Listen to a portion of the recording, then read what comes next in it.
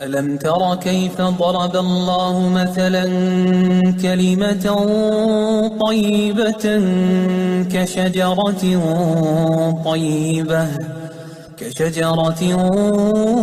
طيبة أصلها ثابت وفرعها في السماء.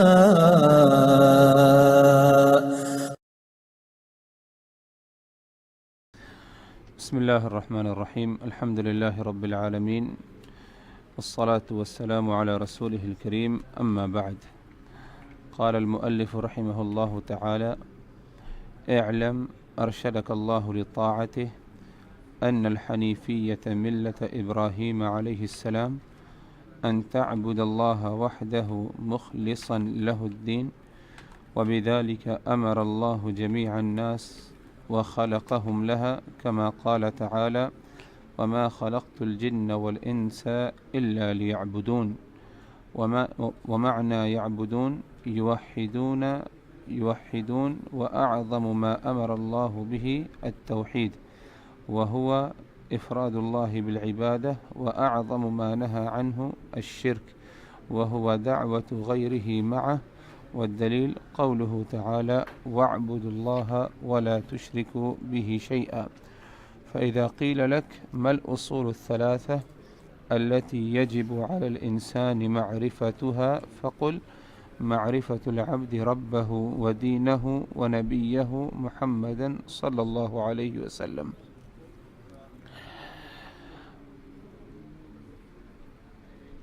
مؤلف رحمہ اللہ نے فرمایا: اعلم ارشدک اللہ لطاعتہ. اعلم مطلب یہ کہ یاد رکھو تمہارے پاس علم ہونا چاہیے، اس بات کا علم ہونا چاہیے. اعلم یاد رکھو، سیکھ لو، علم حاصل کر لو. ارشدک اللہ لطاعتہ، اللہ تبارک و تعالی تمہیں اپنی اطاعت، اپنی فرما برداری کی توفیق دے. مطلب یہ کہ اللہ تبارک و تعالی تمہیں اپنی اطاعت، اپنی فرما برداری کی توفیق دے. اعلم یاد رکھو، تمہیں علم ہونا چاہیے. اس سے پہلے بات گزر چکی ہے کہ اعلم رحمک اللہ، یاد رکھو یہ علم ہونا چاہیے اللہ تبارک و تعالی تم پر رحم فرمائے. بات گزر چکی ہے، مؤلف نے دو مقامات پر کہا اعلم رحمک اللہ، اللہ تم پر رحم فرمائے. اسی طرح ادھر دعا یہ دے رہے ہیں کہ اللہ تبارک و تعالی تمہیں اپنی اطاعت اور فرما برداری کی توفیق دے. یہ مؤلف کی طرف سے ہر اس انسان کے لیے دعا ہے جو علم حاصل کرتا ہے اور آگے آنے والی باتوں کو سیکھتا ہے. اور یہی دستور، یہی طریقہ ہمیشہ ہونا چاہیے ہر اس انسان کا جو لوگوں کو علم سکھاتا ہے. ان کے ساتھ نرمی کے ساتھ پیش آئے، ان کو دعا دے، ان کے ساتھ بھلائی کا معاملہ کرے. فرمایا مؤلف رحمہ اللہ نے: ارشدک اللہ لطاعتہ، اللہ تبارک و تعالی تمہیں توفیق دے، ہدایت دے اپنی اطاعت کی، اپنے فرما برداری کی. اعلم تمہارے پاس اس کا علم ہونا چاہیے. کیا علم ہونا چاہیے؟ ان الحنیفیۃ ملت ابراہیم علیہ السلام، کہ ابراہیم علیہ السلام کا طریقہ، ابراہیم علیہ السلام کا جو دین تھا اس کے بارے میں تمہیں علم ہونا چاہیے، اور اسی دین کو تم اختیار کرو اور اپناؤ جو ابراہیم علیہ السلام کا تھا. ابراہیم علیہ السلام کا علم کیا تھا؟ ابراہیم علیہ السلام کا دین کیا تھا؟ ابراہیم علیہ السلام کی ملت سے مراد کیا ہے؟ اس کی وضاحت آگے کی گئی، لیکن اتنا بتا دیا جائے کہ ملت ابراہیم کی اتباع کرنے کا حکم اللہ تبارک و تعالی نے ہمیں قرآن مجید میں بھی دیا ہے. ملت ابراہیم علیہ السلام کی اتباع اور پیروی کا حکم اللہ تبارک و تعالی نے قرآن مجید میں بھی دیا ہے، جیسے کہ ارشاد باری تعالی ہے سورہ نحل میں، ثم اوحینا الیک ان اتبع ملت ابراہیم حنیفا، ہم نے تم پر یہ وحی نازل کی، تمہیں یہ حکم دیا اے محمد صلی اللہ علیہ وسلم کہ تم اتباع اور پیروی کرو ملت ابراہیم کی، اور ملت ابراہیم سے مراد توحید ہے، ملت ابراہیم سے مراد توحید ہے، جیسے کہ دوسرے مقام پر اللہ تبارک و تعالی نے اس کی وضاحت فرمائی، وَإِذْ قَالَ إِبْرَاهِيمُ لِأَبِيهِ وَقَوْمِهِ إِنَّنِي بَرَاءٌ مِّمَّا تَعْبُدُونَ إِلَّا الَّذِي فَطَرَنِي فَإِنَّهُ سَيَهْدِينِ، اور جب ابراہیم نے اپنے باپ سے اپنے قوم کے لوگوں سے کہا، کیا کہا؟ اننی براء مما تعبدون، تم جن کی عبادت کرتے ہو ان سبوں سے میں بری ہوں، میرا ان سے کوئی تعلق نہیں، کوئی لینا دینا نہیں، تم جن کی عبادت کرتے ہو، اننی براء، میں ان سے بری ہوں، الا الذی فطرنی فانہ سیہدین، سوائے اس کے، یعنی صرف اسی کی عبادت کرتا ہوں میں جس نے مجھے پیدا کیا ہے، فإنہ سیہدین، اور وہی مجھے ہدایت دے گا۔ تو الغرض جب مؤلف رحمہ اللہ نے کہا کہ ملت ابراہیم جو حنیفیہ ہے اس کی اتباع کرو اور اس کو مانو، تو یہ حکم اصل اللہ تبارک و تعالی نے ہمیں دیا ہے، نبی پاک صلی اللہ علیہ وسلم کو قرآن مجید میں اس بات کا حکم دیا کہ تم ملت ابراہیم کو مانو اور انہی کی اتباع کرو، اور اسی طرح یہ حکم ہمارے لیے بھی ہے۔ اور ملت ابراہیم کیا ہے، اس کی وضاحت مؤلف رحمہ اللہ نے کی، ان تعبد اللہ وحدہ مخلصا لہ الدین، ان تعبد اللہ وحدہ مخلصا لہ الدین وبذلک امر اللہ جمیع الناس وخلقہم۔ ملت ابراہیم یہ ہے کہ تم ایک اللہ کی عبادت کرو اخلاص کے ساتھ۔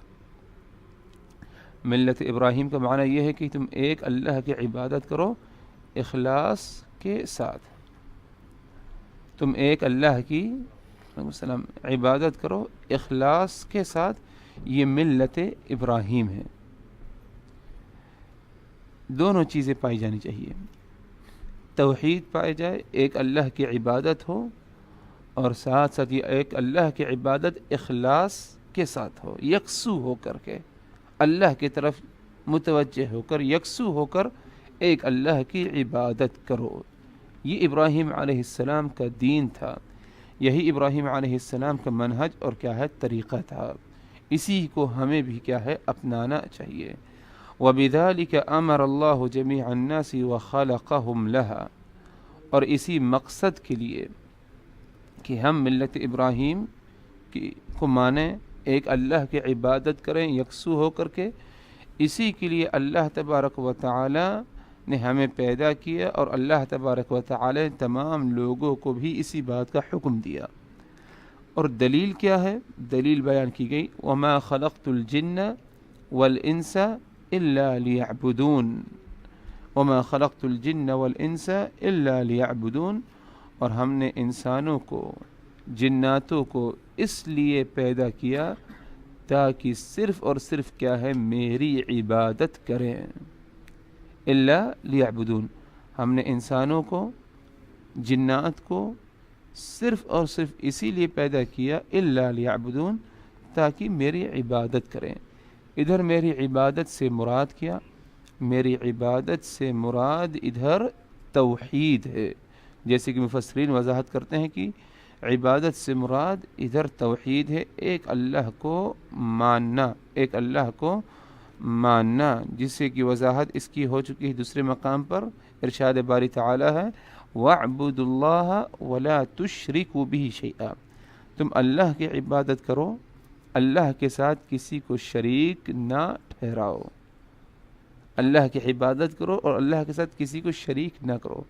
تو عبادت کا حکم دیا اور عبادت کے بعد شرک سے روکا. گویا کہ عبادت سے مراد ادھر یہ ہے کہ تم ایک اللہ کو مانو، ایک ہی اللہ کی عبادت کرو، توحید پایا جائے، اور شرک سے اپنے آپ کو بچاؤ اور اجتناب کرو.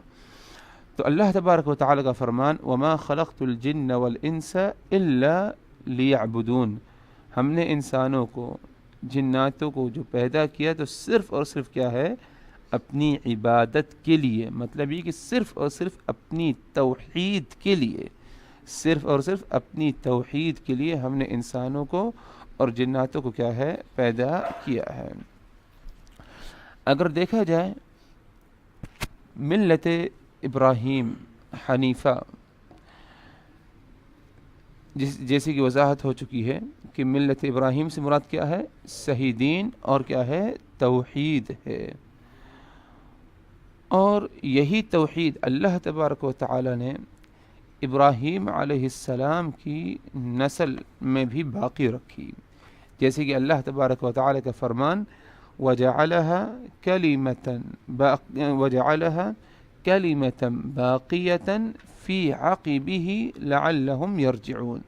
سورہ زخرف میں اللہ نے فرمایا آیت نمبر 28 میں وَجَعَلَهَا كَلِمَةً بَاقِيَةً فِي عَقِبِهِ لَعَلَّهُمْ يَرْجِعُونَ، اور اسی کلمے کو ہم نے باقی رکھا ابراہیم کی کیا ہے؟ آگے آنے والی نسل میں.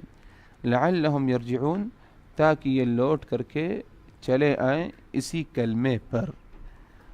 کون سا کلمہ مراد ہے ادھر کلمہ مراد جو ہے لا الہ الا اللہ، جیسے کہ آیت گزری ہے سورہ زخرف ہی کی آیت ہے جس میں اللہ تبارک و تعالی نے فرمایا کہ ابراہیم نے اپنے قوم سے، اپنے باپ سے کہا اننی براء مما تعبدون، تم لوگ جس کی عبادت کرتے ہو، جن معبودوں کی، ان سے میں بری ہوں. الا الذی فطرنی فانہ سیہدین، صرف اور صرف اسی کی عبادت کی جائے اور میں صرف اسی کی عبادت کرتا ہوں جس نے مجھے پیدا کیا ہے اور وہی مجھے ہدایت دینے والا ہے. اب اس کے بعد اللہ نے فرمایا وَجَعَلَهَا كَلِمَةً بَاقِيَةً فِي عَقِبِهِ لَعَلَّهُمْ يَرْجِعُونَ، اور ہم نے اس کلمے کو باقی رکھا ابراہیم کے آنے والی نسل میں، لَعَلَّهُمْ يَرْجِعُونَ، تاکہ اس کی طرف کیا ہے؟ لوٹ کر کے آئے. وہ کون سا کلمہ ہے؟ کلمہ توحید، لا الہ الا اللہ. اور لا الہ الا اللہ ہی کے بارے میں ابراہیم نے کہا اننی براء مما تعبدون الا الذی فطرنی، لا الہ الا اللہ، کوئی الہ نہیں مگر صرف اللہ کے. اور ابراہیم علیہ السلام نے کیا کہا؟ اننی براء مما تعبدون الا الذی فطرنی، میں بری ہوں ہر اس چیز سے جس کی تم عبادت کرتے ہو. اور یہ معنی کس کا ہے؟ لا الہ کما، لا الہ صرف اتنا، لا الہ کوئی معبود برحق نہیں. یہی معنی ہے ابراہیم کے کہنے کا کہ میں بری ہوں تمام معبودوں سے. الا الذی فطرنی، صرف اور صرف کیا ہے؟ اس کی عبادت، اسی کو معبود اپنا سمجھا جائے جس نے کیا ہے؟ ہمیں پیدا کیا ہے. اور یہ چیز مفہوم الا اللہ کا ہے کہ صرف اور صرف کیا ہے؟ ایک اللہ کی عبادت کی جائے.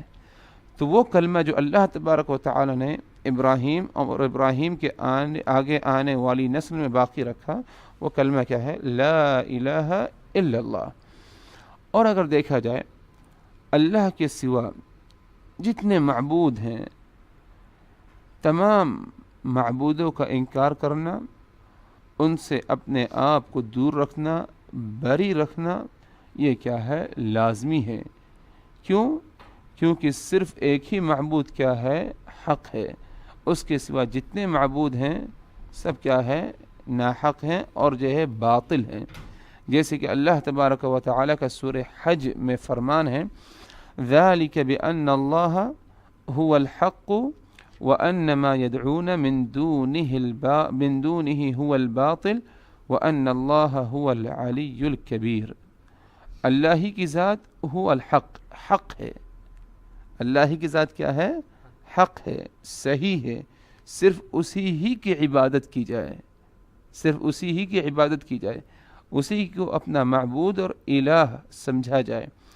وَأَنَّ مَا يَدْعُونَ مِن دُونِهِ هُوَ الْبَاطِلُ، اور اللہ کے سوا جن کو یہ پکارتے ہیں، بلاتے ہیں، جن کی یہ عبادت کرتے ہیں، هو الباطل، وہ سب باطل ہے، وہ سب باطل ہے۔ حق ایک ہے، اور حق کے سوا جتنی چیزیں ہیں وہ سب کیا ہے؟ باطل ہیں۔ تو اللہ تبارک و تعالیٰ فرمائے ذَلِكَ بِأَنَّ اللَّهَ هُوَ الْحَقُّ وَأَنَّ مَا يَدْعُونَ مِن دُونِهِ هُوَ الْبَاطِلُ، اللہ ہی حق ہے، اور اللہ کے سوا جن کی یہ عبادت کرتے ہیں، جن کو اپنا معبود سمجھتے ہیں، هو الباطل، وہ سب کیا ہے؟ باطل ہیں۔ وَأَنَّ اللَّهَ هُوَ الْعَلِيُّ الْكَبِيرُ، اور اللہ کی ذات جو ہے بہت ہی بلند اور کبریائی والی ذات ہے۔ تو اس آیت سے یہ معلوم پڑا کہ اللہ ہی کی ذات کیا ہے؟ حق ہے۔ اللہ ہی کی ذات کیا ہے؟ حق ہے، اور یہی معنی لا الہ الا اللہ کا ہے۔ اور اللہ کے سوا جتنے معبود ہیں سب کے سب کیا ہے؟ باطل ہیں، جیسے کہ اللہ تبارک و تعالی کا فرمان ہے۔ اور جب اللہ تبارک و تعالی نے اس کلمے کو، کلمہ لا الہ الا اللہ کو ابراہیم اور ابراہیم کی آگے آنے والی نسل میں باقی رکھا، یہ اس بات کی دلیل ہے کہ اللہ تبارک و تعالی کے نزدیک سب سے اہم عمل اور سب سے اہم بات یہ ہے کہ توحید انسان کے اندر پائی جائے، ایک اللہ کی عبادت کرنا یہ پایا جائے۔ کیونکہ ابراہیم علیہ السلام نے اپنے باپ کو، اپنے قوم کے لوگوں کو جس بات کی طرف دعوت دی وہ توحید کی طرف دعوت دی۔ ابراہیم علیہ السلام نے جو پریشانیوں کا سامنا کیا، مصیبتوں کا، اور جو بلائیں ان کے سامنے آئی، وہ صرف اور صرف کیا ہے؟ توحید کی طرف دعوت دینے کے بنا پر۔ ابراہیم علیہ السلام کو جو لوگوں نے، ان کے قوم کے لوگوں نے جلانا چاہا، وہ کیوں؟ صرف اور صرف کیا ہے؟ توحید کی دعوت کے بنا پر۔ ابراہیم علیہ السلام کو معلوم تھا کہ توحید کی دعوت دینا مشکلات کا سامنا کرنا پڑے گا مجھے، لیکن تب بھی ابراہیم علیہ السلام مشکلات، فتنوں سے، مصیبتوں سے ڈرے نہیں، اپنی دعوت کو روکا نہیں، بلکہ دعوت کو پورا کیا، انجام دی۔ کیوں؟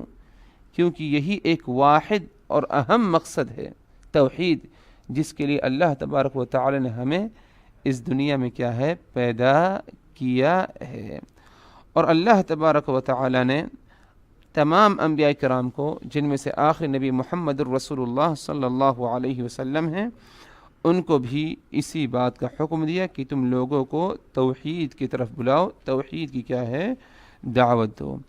اسی لیے شیخ الاسلام ابن تیمیہ رحمہ اللہ فرماتے ہیں کہ سب سے بہترین چیز اور سب سے بہترین بات جس کے طرف لوگوں کو بلایا جائے اور دعوت دی جائے، وہ ایک اللہ کی عبادت کرنا ہے، اور یہی سب سے بہترین دعوت ہے جس کا ذکر اللہ تبارک و تعالی نے قرآن مجید میں کیا۔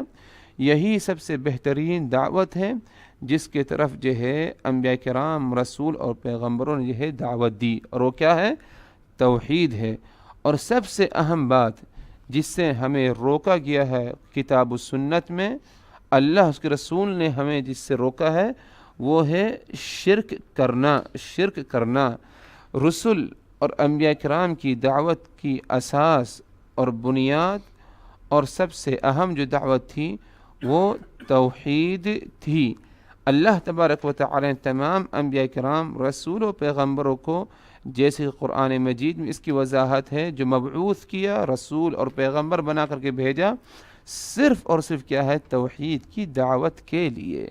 یہ شیخ الاسلام ابن تیمیہ رحمہ اللہ کا قول ہے۔ نوح علیہ السلام سے لے کر کے آخری نبی محمد الرسول اللہ صلی اللہ علیہ وسلم وہ انبیاء جن کے بارے میں ہمیں بتایا گیا قرآن مجید میں، جن کا ذکر ہے، اور وہ تمام انبیاء جن کی بڑی تعداد ہے، جن کے بارے میں ہمیں نہیں بتایا گیا، ان کے نام کے بارے میں نہیں، ان کے قوم کے بارے میں نہیں، جن کا ذکر قرآن مجید میں، تمام انبیاء کرام نوح سے لے کر کے آخری نبی محمد الرسول اللہ صلی اللہ علیہ وسلم، تمام انبیاء کرام پر جو ذمہ داری رکھی گئی اللہ تبارک و تعالیٰ کی طرف سے، سب سے بڑی ذمہ داری، اور جس لیے انہیں نبی اور رسول بنا کر بھیجا گیا، وہ یہ تھا کہ لوگوں کو توحید کی طرف کیا ہے، دعوت دیں. جیسے کہ اللہ تبارک و تعالیٰ کا فرمان، وَلَقَدْ بَعَثْنَا فِي كُلِّ أُمَّةٍ رَسُولًا أَنِ اعْبُدُوا اللَّهَ وَاجْتَنِبُوا الطَّاغُوتَ، ہم نے ہر امت، ہر قوم کے درمیان رسول اور پیغمبر بنا کر کے بھیجا. ہر امت، ہر قوم، ہر جماعت کے درمیان ہم نے رسول اور پیغمبر بنا کر کے بھیجا. اور کس لیے بنا کر کے بھیجا؟ ان اعبدوا اللہ واجتنبوا الطاغوت، تاکہ یہ دعوت دیں لوگوں کو، ان اعبدوا اللہ، تم اللہ کی عبادت کرو، واجتنبوا الطاغوت، اور طاغوت کی عبادت سے اجتناب کرو. طاغوت سے مراد کیا؟ طاغوت سے مراد یہ ہے کہ اللہ کے سوا جن کی عبادت کی جائے، اللہ کے سوا جن کی عبادت کی جائے، وہ تمام چیزیں کیا ہے، طاغوت میں داخل ہیں. وہ تمام چیزیں طاغوت میں داخل ہیں. وَلَقَدْ بَعَثْنَا فِي كُلِّ أُمَّةٍ رَسُولًا أَنِ اعْبُدُوا اللَّهَ وَاجْتَنِبُوا الطَّاغُوتَ، ہم نے ہر امت میں رسول اور نبی بنا کر کے بھیجا ہے، ہر امت کے لیے. کس لیے بھیجا؟ ان اعبدوا اللہ واجتنبوا الطاغوت، تاکہ اللہ کی عبادت کریں اور طاغوت کی عبادت سے کیا ہے، اجتناب کریں. تو الغرض معلوم پڑا ہمیں ادھر کہ ایک اللہ کی عبادت کرنا اور طاغوت کی عبادت سے اجتناب کرنا، ایک اللہ کی عبادت کرنا اور طاغوت کی عبادت سے اجتناب کرنا، اسی مقصد کے لیے اللہ تبارک و تعالی نے انبیاء کرام، رسول اور پیغمبروں کو اس دنیا میں تمام امت اور جو ہے قوم کے لوگوں کے درمیان کیا ہے، بھیجا.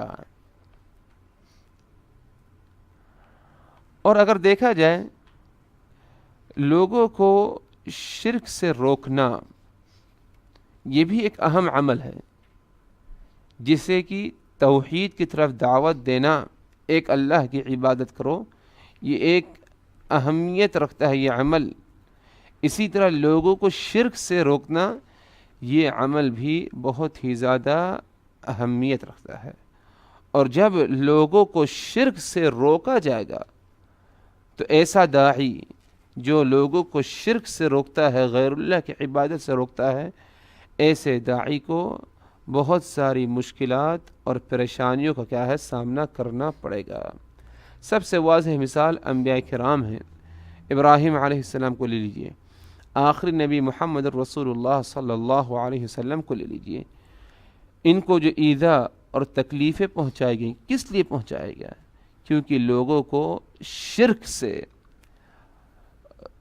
غیر اللہ کی عبادت سے اور طاغوت کی اجتناب کا حکم دیا کرتے تھے. توحید کی دعوت دیا انہوں نے، ایک اللہ کی عبادت کرو، لیکن جب انہوں نے لوگوں کو شرک سے روکا کہ تم ایک اللہ کی عبادت کرو، اللہ کے سوا جتنے معبود ہیں سبوں کو ترک کر دو، ان سے اجتناب کرو، جب شرک سے روکا اپنی قوم کو، تو ان کو کیا ہے، مشکلات کا، پریشانیوں کا سامنا کرنا پڑا. اور یہ چیز عام ہے، یہ چیز عام ہے کہ جو جتنا زیادہ جس پر ذمہ داری ہوگی، جو جتنا زیادہ ایمان میں پختہ ہوگا، اسے اتنا ہی زیادہ کیا ہے، مشکلات کا سامنا کرنا پڑتا ہے، اور اسے اتنا ہی زیادہ کیا ہے، آزمایا جاتا ہے. جیسے کہ اللہ کے رسول صلی اللہ علیہ وسلم کا فرمان، اشد الناس بلاء الانبیاء، سب سے زیادہ جنہیں آزمایا جاتا ہے، پریشانیوں کا سامنا کرنا پڑتا ہے سب سے زیادہ، وہ انبیاء کرام کو. انبیاء کے بعد وہ لوگ جو جتنا زیادہ ایمان میں اپنے کیا ہے پختہ اور مکمل ہوں گے. تو جو جتنا زیادہ ایمان میں پختہ مکمل اونچے درجے پر ہے اسے اتنا ہی زیادہ آزمایا جاتا ہے، اس کا امتحان لیا جاتا ہے بلاؤ اور مصیبتوں کے ذریعے. تو یہ مطلب نہیں کہ اگر کسی کو بہت ہی زیادہ آزمایا جائے، بہت ہی زیادہ اسے آزمایا جائے، اس کا مطلب یہ نہیں کہ اللہ تبارک و تعالی اس سے نفرت یا اللہ تبارک و تعالی اسے چاہتا نہیں، بلکہ اللہ جسے چاہتا ہے، جس سے محبت فرماتا ہے، اسے اتنا ہی زیادہ کیا ہے آزماتا ہے. کیونکہ آزمائشی کے ذریعے انسان کی ایمان کی حقیقت کے بارے میں معلوم پڑے گا کہ کتنا زیادہ اپنے ایمان میں کیا ہے پختہ ہے اور جو ہے مضبوط ہے.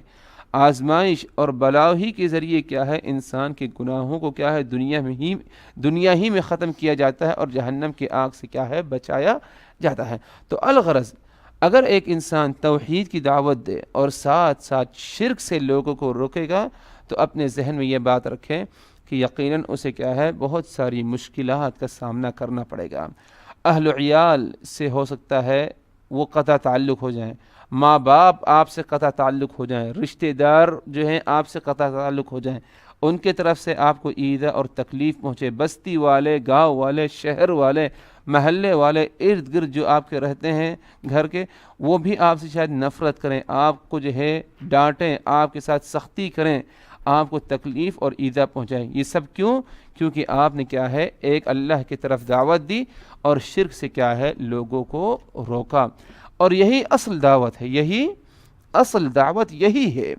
ایک داعی اپنی دعوت کا آغاز، ایک داعی اپنے دعوت میں جس بات کو سب سے زیادہ اہمیت دے، ایک داعی کی صحیح دعوت ہونے کی علامت، مخلص ہونے کی علامت یہی ہے کہ وہ لوگوں کو توحید کی طرف دعوت دیں اور لوگوں کو شرک سے کیا ہے بچائے اور شرک سے کیا ہے اجتناب کرنے کا حکم دے.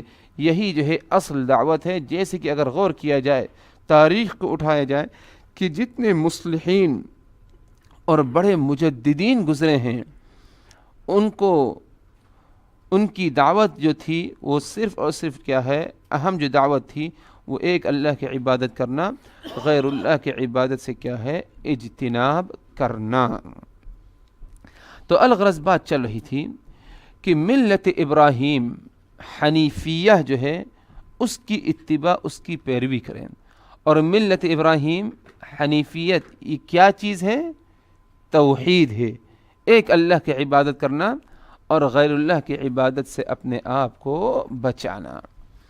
مؤلف رحمہ اللہ نے آگے کہا فَإِذَا قِيلَ لَكَ مَا الْأُصُولُ الثَّلَاثَةُ الَّتِي يَجِبُ عَلَى الْإِنسَانِ مَعْرِفَتُهَا فَقُلْ مَعْرِفَةُ الْعَبْدِ رَبَّهُ وَدِينَهُ وَنَبِيَّهُ مُحَمَّدًا صلی اللہ علیہ وسلم. مطلب یہ کہ اگر تمہیں یہ کہا جائے کہ وہ تین اہم اصول کیا ہیں جن کی معرفت، جن کے بارے میں علم حاصل کرنا ہر انسان پر لازم ہے اور واجب ہے، اگر یہ تم سے کہا جائے وہ تین اصول جن کی معرفت اور جن کے بارے میں علم حاصل کرنا ہر انسان پر ضروری ہے، وہ تین اصول کیا ہیں؟ یہ کتاب جو مختصر سے ہے تین اصول، ثلاثۃ الاصول، اسی مقصد کے لیے تین اصول کیا ہیں انہی کی وضاحت کے لیے یہ کتاب کیا ہے شیخ الاسلام محمد ابن عبد الوہاب نے کیا ہے تصنیف کی ہے.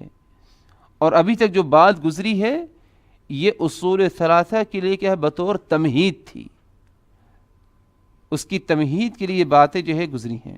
اب جو ہے اصل جو مقصد ہے کتاب کا اس کا جواب آ رہا ہے، اس کے بارے میں بتانا. مل اصول الثلاثہ، اگر تم سے پوچھا جائے کہ وہ تین اصول کیا ہیں جن کے بارے میں سیکھنا، جن کا علم حاصل کرنا، جن کی معرفت ہونا ہر انسان پر لازم ہے، تو تم جواب دینا. قل، تم جواب دینا.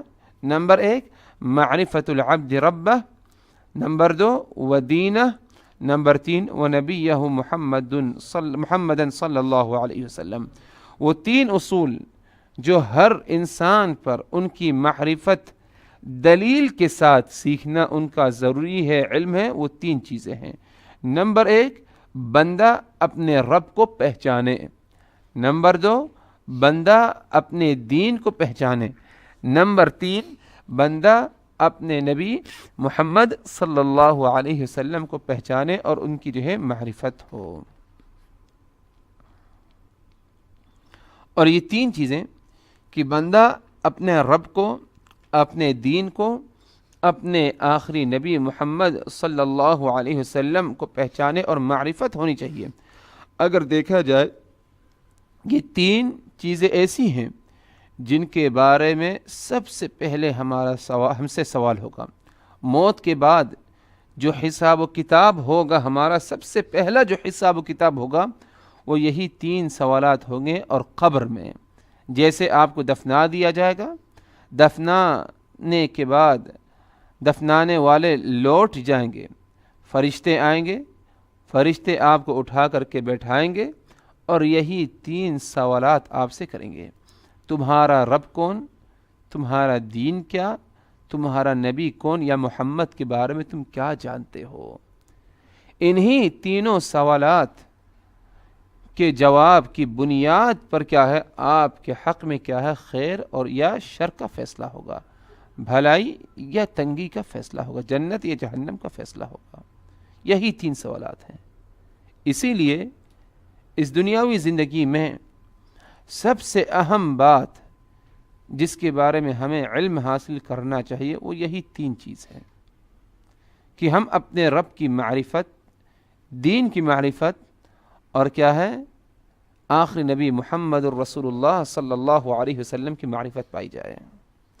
اور اگر دیکھا جائے تو ایک بہت بڑی تعداد ہے، ہو سکتا ہے اپنے آپ کو مسلمان بھی کہتے ہوں، لیکن یہ 3 سوالات کے جواب دینے کی استطاعت اور طاقت نہیں رکھتے۔ جواب دے دیں کہ رب اللہ کی ذات ہے، صحیح دین دین اسلام ہے، نبی جو آخری ہیں وہ محمد صلی اللہ علیہ وسلم ہیں، لیکن یہ صرف زبان سے کہنے تک ہے، دل سے اور عمل سے نہیں پایا جاتا۔ کہتے ہیں کہ اللہ ایک ہے لیکن غیر اللہ کی عبادت کی جاتی ہے، دین دین اسلام ہے لیکن دوسرے مذاہب کی چیزوں کو لے کر اس پر عمل کیا جاتا ہے، نبی آخری محمد ہیں لیکن ان کی باتوں کو مانا نہیں جاتا ہے۔ انسان آج کہتا ہے اپنے آپ کو مسلمان بھی کہے گا، لیکن اور ان 3 اصول کا اقرار زبان سے بھی کرے گا، لیکن اگر دیکھا جائے دل اور عمل کیا ہے 3 اصول کی کیا ہے مخالفت کرتی ہے۔ تو ایسے علم سے کوئی فائدہ نہیں، ایسا علم قبر کے عذاب سے انسان کو نہیں بچائے گا۔ ان 3 کی معرفت ہو، زبان سے اقرار، دل میں موجود ہو اور عمل بھی اس پر کیا ہے دلیل دے، ثبوت دے کہ آپ نے صحیح طریقے سے کیا ہے اللہ کو پہچانا، دین اسلام پر قائم ہے اور آخری نبی محمد رسول اللہ صلی اللہ علیہ وسلم کو آپ نے کیا ہے پہچانا۔ اور یقیناً جب انسان ان 3 کا علم حاصل کرے گا، رب کی معرفت، دین کی معرفت، نبی اور رسول کی معرفت، بہت ہی امید ہے، یقین ہے انشاءاللہ کہ قبر میں جو سوال ہوگا تو اسے اللہ تبارک و تعالی کی طرف سے ثبات قدمی سے نوازا جائے گا، ثابت قدم رہے گا اور جوابات کیا ہے ان 3 کا کیا ہے صحیح دے گا۔ اسی لیے بعض مسئولین جن سے پوچھا جائے گا قبر میں ان 3 کے بارے میں کہ تمہارا رب، تمہارا دین، تمہارے نبی کے بارے میں پوچھا جائے گا تو جواب کیا دیں گے؟ لا ادری سمعت الناس یقولون شیئا فقلته، میں نہیں جانتا یہ کیا چیز ہے، رب کون ہے میں نہیں جانتا، دین کیا ہے میں نہیں جانتا، محمد کون ہے میں نہیں جانتا، لا ادری میں نہیں جانتا، سمعت الناس یقولون شیئا فقلته، میں نے لوگوں کو کہتے ہوئے سنا تو میں بھی کہنے لگا، میں نے بھی کہا۔ کیا لوگوں کہتے ہوئے سنا کہ اللہ ایک ہے، اسی کو مانو، تو میں بھی کہنے لگا، تقلید کر لیا میں نے ادھر ان کی. لوگوں نے کہا کہ دین اسلام ہے، میں نے مان لیا اور جو ہے انہی کی پیروی، انہی کی تقلید کرنے لگی، اندھی تقلید. لوگوں نے کہا کہ آخری نبی محمد صلی اللہ علیہ وسلم ہیں، تو میں نے بھی کہا اپنی زبان سے کہ آخری نبی محمد صلی اللہ علیہ وسلم ہے، انہی کی اقتداء، انہی کی پیروی. دلیل کیا، اس کا ثبوت کیا، اس کا اصل معنی کیا ہے، اس کے بارے میں مجھے نہیں معلوم. لوگوں نے کہا، میں بھی کیا ہے کہنے لگا. اسی لیے اہل علم اسی حدیث کو لے کر کے، حدیث کی اسی حصے کو کہ لا ادری سمعت الناس یقولون شیئا فقلته، کہ مجھے نہیں معلوم کہ کیا ہے، رب کون ہے، دین کیا ہے، محمد کیا، مجھے اس کے بارے میں نہیں معلوم. لوگوں کو کہتے ہوئے سنا، میں بھی کہنے لگا، اقرار کرنے لگا. اہل علم کی ایک جماعت اس جملے سے دلیل اور یہ بات ثابت کی انہوں نے کہ عقیدے کے مسائل میں خاص طور پر رب کی معرفت، دین کی معرفت، نبی کی معرفت، عقیدے کے مسائل میں تقلید کی کسی قسم کی گنجائش نہیں ہے. انسان کو لکھنا پڑھنا نہ آئے، اسے علم نہیں دوسرے مسائل میں، تو تقلید کی گنجائش بعض نحیے سے پائی جاتی ہے. لیکن جہاں تک عقیدے کا معاملہ ہے، رب کی، دین کی، اسلام کی معرفت، اس میں کسی قسم کی تقلید کی کوئی گنجائش نہیں ہے. بلکہ انسان رب کو، اپنے دین کو اور جو ہے آخری نبی محمد الرسول اللہ صلی اللہ علیہ وسلم کو پہچانے، دلیل کے ساتھ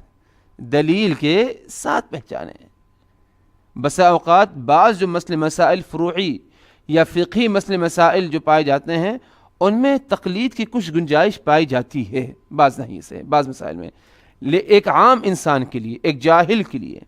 لیکن جہاں تک معاملہ عقیدے کا ہے، توحید کا ہے، اس میں بالکل گنجائش نہیں ہے تقلید کی. رب کی معرفت، دین کی معرفت، آخری نبی محمد الرسول اللہ صلی اللہ علیہ وسلم کی معرفت، ان تینوں کی معرفت میں کیا ہے، تقلید کی گنجائش ہے. کہ لوگ کہہ رہے ہیں میں بھی کہتے آؤں. لوگوں نے کہا کہ ایک اللہ کی عبادت کرو، میں بھی یہ کہتے آؤں کہ ایک اللہ کی عبادت کرو. دلیل کیا ہے؟ کس نے کہا ایک اللہ کی عبادت کرو؟ اللہ نے کہا ہے. کیا دلیل ہے؟ دین اسلام برحق دین ہے، اس کی کیا دلیل ہے؟ آخری نبی محمد رسول اللہ صلی اللہ علیہ وسلم، اس کی کیا دلیل ہے؟ اس کے بارے میں علم حاصل کرنا دلیل کے ساتھ، یہ ہر انسان پر کیا ہے، لازم ہے، فرض ہے.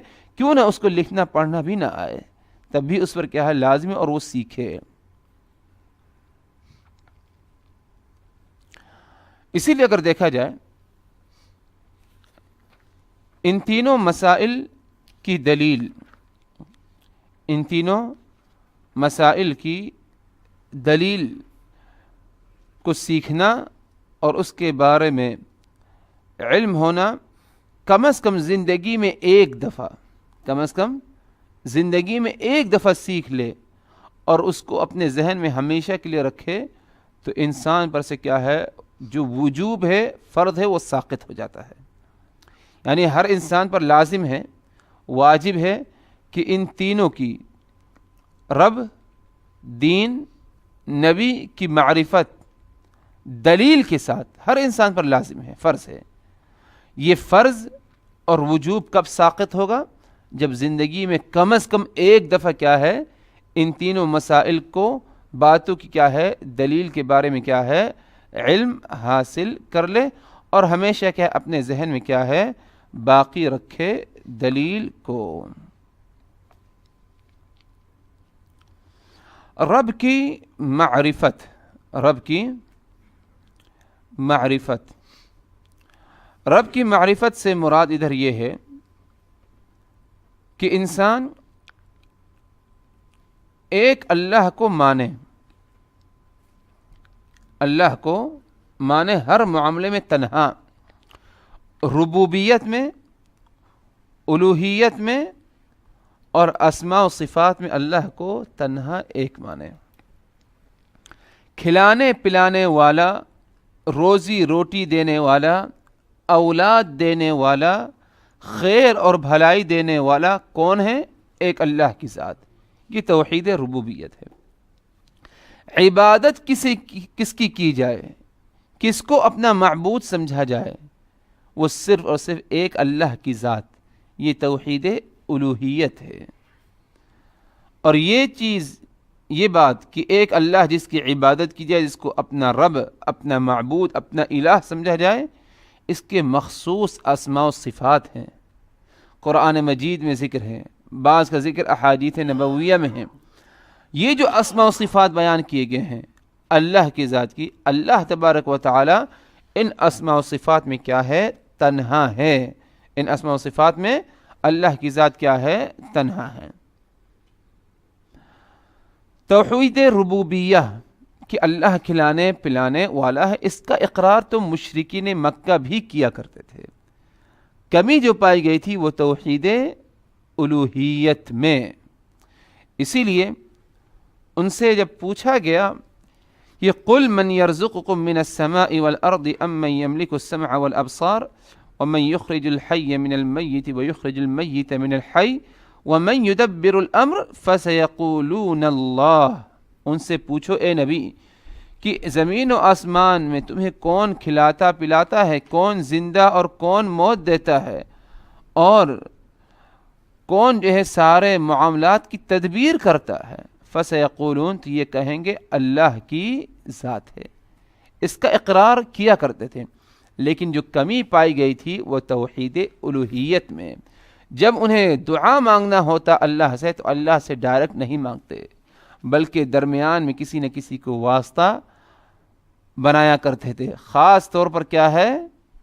بتوں کو واسطہ بنایا کرتے تھے اور کہا کرتے یہ قیامت والے دن ہماری شفاعت کریں گے. کہا کرتے تھے کہ انہی کے ذریعے کیا ہے؟ دعا مانگی جائے، ہماری مرادیں کیا ہے؟ پوری کرتے ہیں.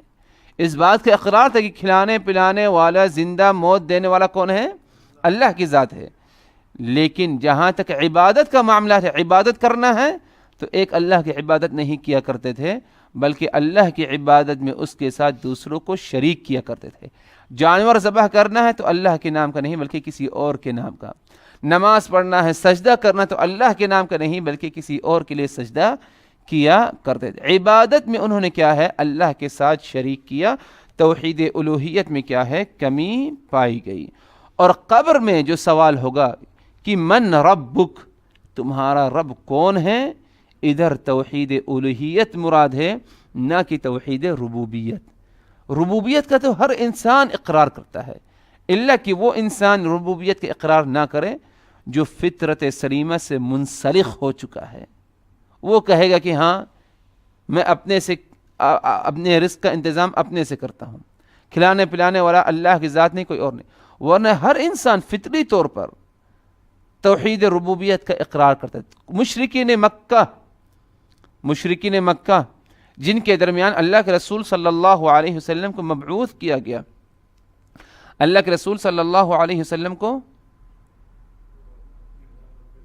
بتاتا ہوں اللہ کے رسول صلی اللہ علیہ وسلم کو مبعوث کیا گیا. کفار مکہ، مشرکین مکہ، ان کا کیا جرم تھا، کیا شرک تھا؟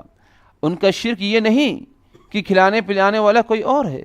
کھلانے پلانے والا، روزی روٹی دینے والا، بارش برسانے والا، اور اسی طرح جو ہے موت اور زندگی دینے والا اللہ کی ذات ہے. ان کا شرک یہ تھا کہ وہ اللہ کے ساتھ جب اللہ کی عبادت میں دوسروں کو کیا ہے؟ شریک کیا کرتے تھے. یہ ان کا جرم تھا، یہ ان کا جرم، یہی ان کی برائی تھی. اسی جرم کو ختم کرنے کے لیے تو قبر میں جو پہلا سوال ہوگا رب کے بارے میں، من ربک، تمہارا رب کون ہے، ادھر ربوبیت مراد نہیں ہے بلکہ الوہیت مراد ہے. یعنی وہ کون ہے جس کی صرف عبادت کی جائے، اس کے ساتھ کسی اور کی عبادت نہیں کی. یہ سوال ہوگا. من ربک، تمہارا رب کون ہے، مطلب یہ وہ کون سی ذات ہے جس کی عبادت کی جائے اور اس کے ساتھ کسی کو شریک نہ کیا جائے. اور وہ ذات جو ہے اللہ وحدہ لا شریک کی کیا ہے؟ ذات ہے. کفار مکہ سے پوچھا جائے کہ زمین و آسمان کو بنانے والا کون ہے؟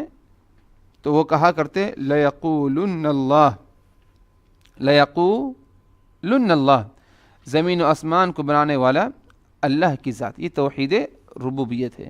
لیکن جہاں تک معاملہ عبادت کا آتا تو اس میں کیا ہے، کفار مکہ میں کیا ہے، کمی پائی جاتی تھی اور توحید الوہیت ہی سے کیا ہے وہ محروم تھے.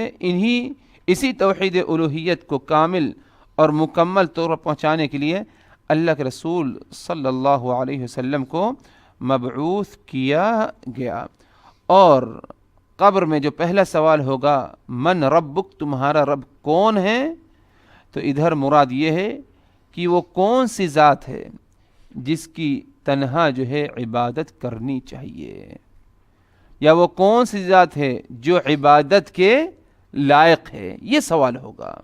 یہ سوال نہیں ہوگا قبر میں کہ تمہیں کھلانے پلانے والا، روزی روٹی دینے والا، بارش برسانے والا، موت اور زندگی دینے والا یہ کون سی ذات، نہ، بلکہ سوال یہ ہوگا وہ کون سی ذات ہے جس کی عبادت کی جائے، عبادت کے لائق کون سی ذات ہے. من ربک، یہ جو ہے ہر انسان سے کیا ہے سوال ہوگا.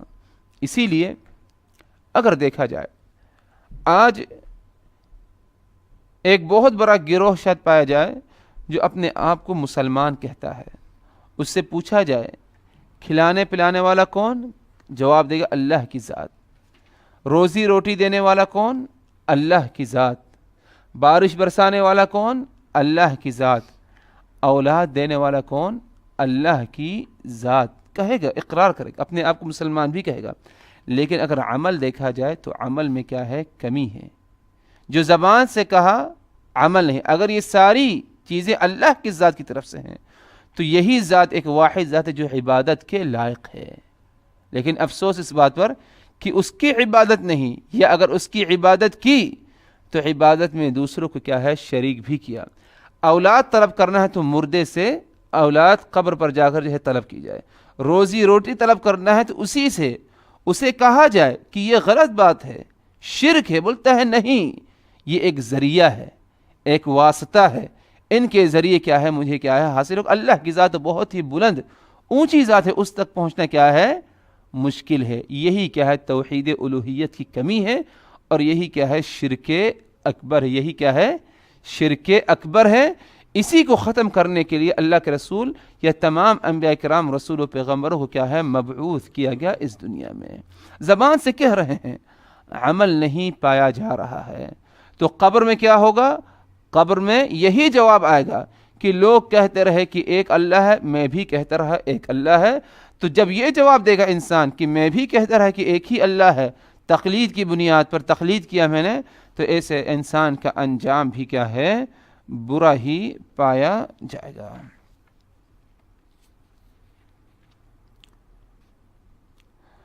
بہرحال یہ بات تھی اللہ تبارک و تعالیٰ کی معرفت سے متعلق کہ معرفت اللہ تبارک و تعالیٰ کی ہو اور دلیل کے ساتھ ہمیں معلوم ہو، دلیل کے ساتھ ہمیں معلوم ہو. مزید وضاحت جو ہے اس نقطے کی، رب کی معرفت اور آگے جو دو اہم اور اصول ہیں دین کی اور نبی کی معرفت، انشاءاللہ جو ہے اس پر بات جو ہے اگلی ملاقات میں، بلکہ یہ آخری کتاب تک یہی تینوں مسائل کی وضاحت ہے. رب کی معرفت، دین اور محمد کی صلی اللہ علیہ وسلم کی معرفت، اسی کے جواب انہی تینوں مسائل نقطے کی وضاحت کے لیے کیا ہے کتاب کے آخری تک جو ہے یہ بات جو ہے موجود رہے گی. اللہ تعالیٰ سے دعا ہے کہ الہ آمین، ہم نے جو کچھ کہا ہے سنا ہے ان باتوں کو اچھی طرح سمجھنے کی، یاد رکھنے کی، عمل کرنے کی ہمیں توفیق دے. وآخر دعوانا ان الحمد للہ رب العالمین. سبحانک اللہم وبحمدک نشہد ان لا الہ الا انت نستغفرک ونتوب الیک.